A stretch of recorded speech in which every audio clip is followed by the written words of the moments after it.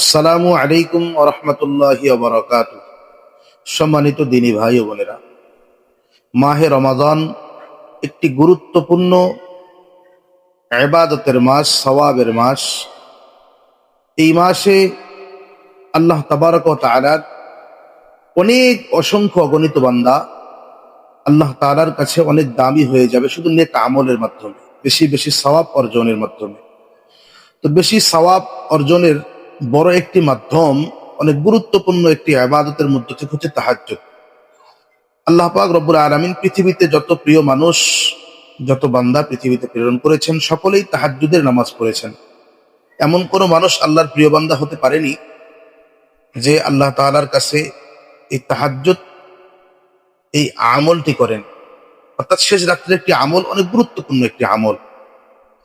এই আমলটির ব্যাপারে যদি এটা নফল নামাজ, এর বিষয়ে আল্লাহ পাক রব্বুল আলামিন কালামে পাকের মধ্যে আয়াত নাযিল করেন। আল্লাহ রব্বুল আলামিন বলেন, ওমিনাল লাইলি ফাতাহাজ্জাত বিহি নাফিলাতান লাক আসা আন ইয়াবআসাকা রাব্বুকা মাকামান মাহমুদা। এই আয়াতে আল্লাহ পাক রব্বুল আলামিন তাহাজ্জুদের কথা উল্লেখ করেছেন। যদিও তাহাজ্জুদ একটি নফল নামাজ, কিন্তু কোরআনে আল্লাহ তাআলা স্বয়ং উল্লেখ করেছেন সরাসরি।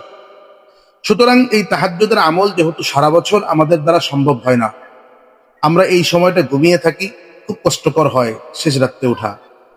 তো এই রমাদান মাসে আল্লাহ তাআলা যেহেতু আমাদেরকে একটা পরিবেশ তৈরি করে দিয়েছেন যে আমরা শেষ রাত্রে সাহারির জন্য উঠে থাকি, সকলেই সাহারি খাওয়ার জন্য উঠি, সুযোগ আছে আমাদেরও এই বরকত লুফে নেওয়ার।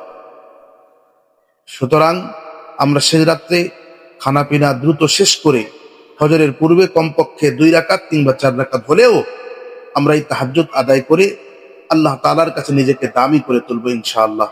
আল্লাহ আমাদের সবাইকে কবুল করে নিন। আল্লাহুম্মা আমিন। আসসালামু আলাইকুম ওয়া রাহমাতুল্লাহ।